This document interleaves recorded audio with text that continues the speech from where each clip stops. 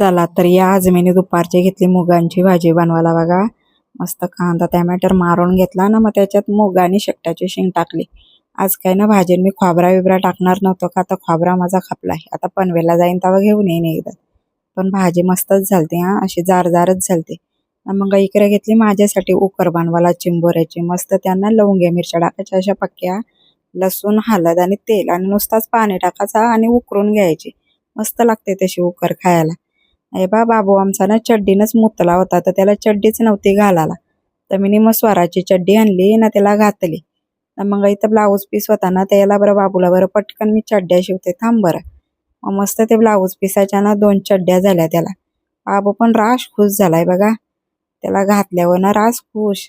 नुसता बोला आतूनी चड्डी शिवल्या, आतूनी लगेच दुसरी चड्डी त्याची काराची घाय झालती बघा. आणि मग घातली त्याला, तो अंग दोन्ही चड्ड्या घाल. अरे 2 नको बरं, पहिली एकच घाल. मस्त मग तो बाप्पा बिप्पाच्या पाया बिया पडला हा संध्याकाळ झाल्यावर. म्हणजे आज ना त्याला मी दिवसभर घरीच ठेवला होता. मस्त खेळत बिलत होता बघा पाया बिया मस्त ना. त्याची पोऱ्याची ना आमचे अजिबात तारा नाही, मस्तच राहते ना. मी भाकरी बिकरी केल्या ना, तेच तव्यान लगेच नाही बा मसाला भाजून घेतला लगेच ना. मग कारली बिरली भाजली अशी आणि कांदा टॅमॅटोवर ती भाजी केली. म्हणजे 1-2 भाजी ती बनवायलाच लागते हो ना. माझ्या एकटीसाठी सुकट मिनी बनवली.